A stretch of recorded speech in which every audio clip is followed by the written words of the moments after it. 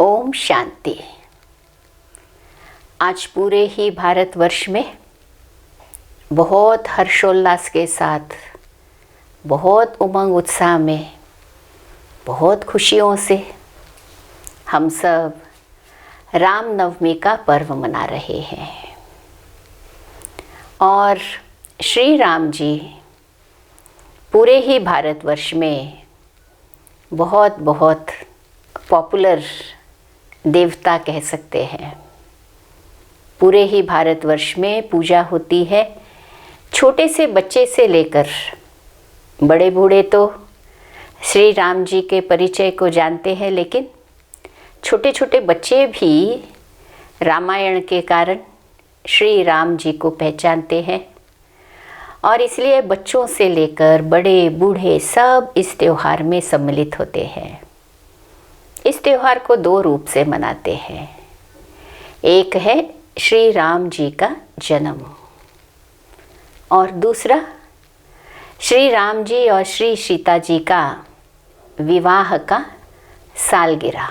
इस दो रूप में यह त्यौहार मनाया जाता है। विशेष दक्षिण भारत में विवाह के सालगिरह के रूप में ये ज़्यादा प्रचलित है और उत्तर भारत में रामनवमी अर्थात राम जी के जन्म के रूप में यह ज़्यादा प्रचलित है। अर्थात यहाँ बाल्यकाल के रूप में और दक्षिण भारत में युवा अवस्था की ज़्यादा पूजा होती है। और रामायण कौन नहीं जानता है, इसलिए बहुत धूमधाम से यह त्यौहार हम मनाते हैं। लेकिन इसमें हमको दो तीन बातें भी समझनी चाहिए कि अब जब हम श्री राम जी की पूजा कर रहे हैं, और ख़ास क्यों पूजा करते हैं, क्योंकि रामायण में बताया गया है कि राम ने रावण पर जीत पाई। अच्छा अर्थात बुराई पर अच्छाई की जीत हुई। रावण को बुराई का प्रतीक माना जाता है, सिंबॉलिज्म है। 10 शीश वाला रावण, उस पर श्री राम ने जीत पाई।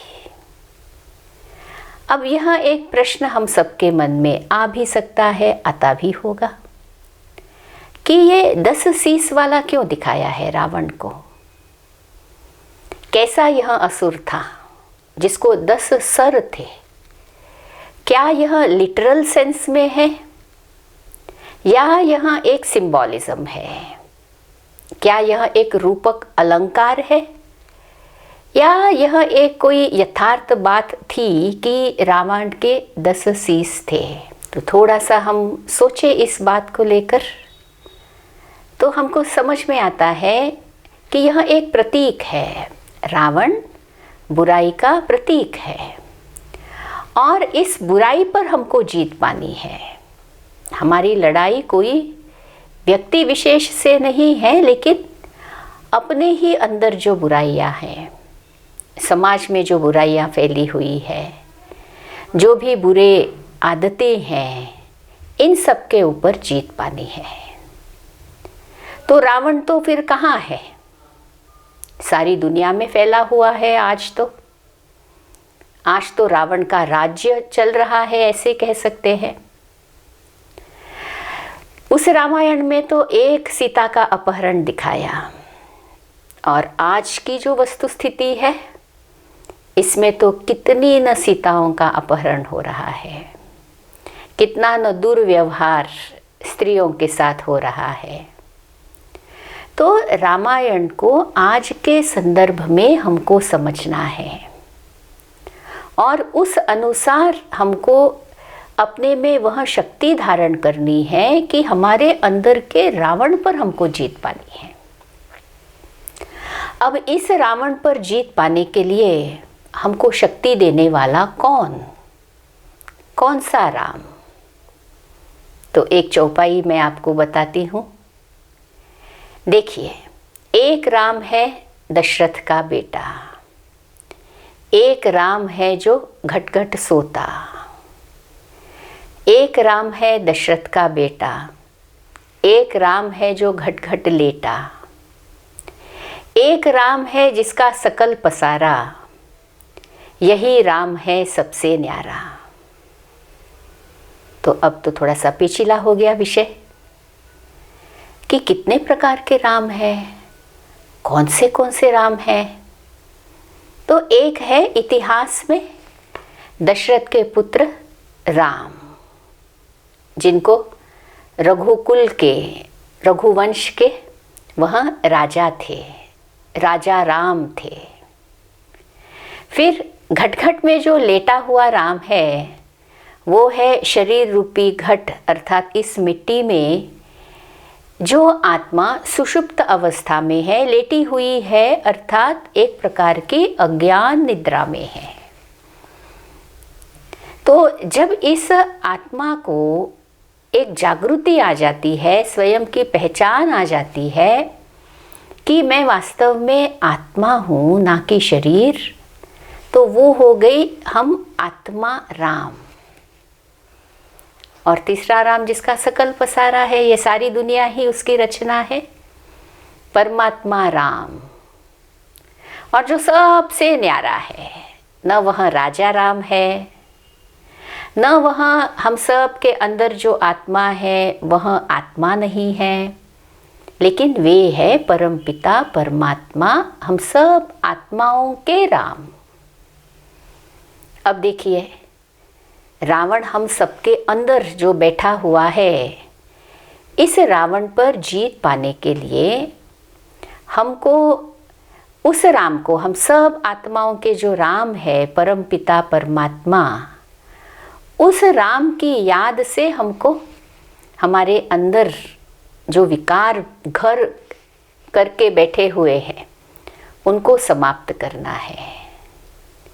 तो जो युद्ध दिखाई हुई है रामायण में, वो बाह्य युद्ध कम है, लेकिन अंदर के हमारी जो युद्ध चलती है, हमारे अंदर जो कॉन्फ्लिक्ट चलती है, सच्चाई का रास्ता क्या है, धर्म का रास्ता क्या है, धर्म पर चलना अर्थात क्या, सत्यता अर्थात क्या, तो उस युद्ध को एक रूप दिया हुआ है। और सर्वशक्तिवान परमपिता परमात्मा से हम आत्माएं शक्ति लेकर हमारे अंदर के रावण को हम जलाते हैं और उसका नाश करते हैं। और ऐसे ही जब हम रामायण को इस भाव से अभी आप समझना शुरू करो, तो सीता भी कोई एक सीता की बात नहीं है। राजा राम का जब राज्य था, रघुवंश के राजा राम का त्रेता युग में जब राज्य था, तो वहाँ तो खुशहाली थी, संपन्नता थी। मर्यादा पुरुषोत्तम राजा राम, और उसकी राजाई में कोई अमर्यादा का कार्य हो, ये तो असंभव होगा ना। तो त्रेता युग के राजा राम जब राज्य करते थे, तो इतनी खुशहाली, इतनी संपन्नता, इतना प्रेम प्यार कि आज भी हम उस राम राज्य को याद करते हैं। और गांधी जी याद करते करते गए कि हमको ऐसा राम राज्य स्थापन करना है। उस राम राज्य में कोई अपहरण, कोई दुख की बात, कोई गलत विचार, गलत व्यवहार, चोरी, लूटना, डकैती, इस प्रकार का कार्य उस राम राज्य में नहीं होता था। उस राम राज्य की महिमा में तो यह भी कहते हैं कि कोई भी घर पर ताला भी नहीं होता था। तो एक थे मर्यादा पुरुषोत्तम राम, दशरथ पुत्र, त्रेता में जिन्होंने राज्य किया, और एक है हम सब के परम पिता राम, जो अभी हमको अपने अंदर के रावण पर जीत पहनाना सिखा रहे हैं। तो चलिए इस नवमी पर, राम नवमी पर, सिर्फ हमको ऐसे नहीं है कि श्री राम की हम पूजा करें, लेकिन हम यह प्रेरणा भी लें कि हम उनके जैसे मर्यादा पुरुषोत्तम बने। बोल में, चाल में, व्यवहार में, रहन सहन, खाना पीना, हर चीज की मर्यादा।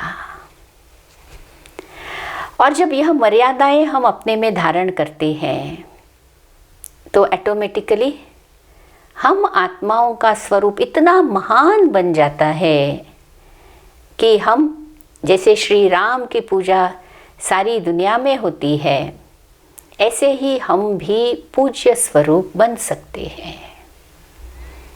तो हमको मर्यादा युक्त जीवन की प्रेरणा आज रामनवमी के दिन लेनी है, क्योंकि हम सबको यह भी पता है कि आज मर्यादाओं का पालन, आज मर्यादाओं को पालन करना समझते हैं कि ये सब पुरानी बातें हैं।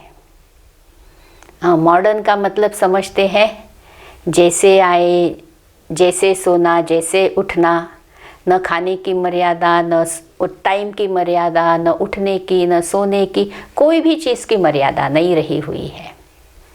और उसका परिणाम हम देख रहे हैं कि कितनी सारी कुरीतियाँ और कितने सारे सोसाइटी में, समाज में बहुत सारी नेगेटिव बातें हम देख रहे हैं।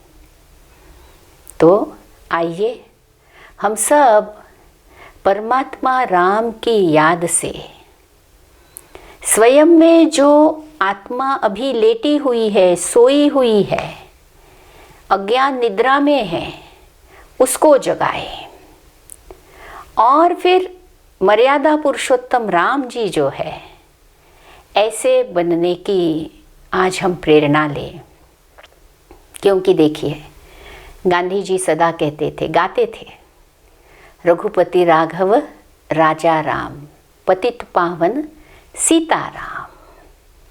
तो राजा राम जो थे वह रघुवंश के, और पतित पावन सीताराम, हम सब सीताएं जो पतित हो चुकी है उनको पावन बनाने वाले वह राम, परमात्मा राम, जिनको पतित पावन कहा गया है। तो पतित पावन परमेश्वर परमात्मा, उनकी याद से हम हमारी आत्मा को पावन मर्यादा पुरुषोत्तम बनाकर सच में ही हम सब मिलकर इस संसार में राम राज्य लाकर रावण पर सचमुच में ही जीत पाकर फिर से दुनिया में खुशहाली लाने का यह एक अवसर है, यह एक त्योहार है जो हमको याद दिला रहा है कि फिर से राम राज्य लाओ और रावण राज्य को समाप्त करो। ओम शांति।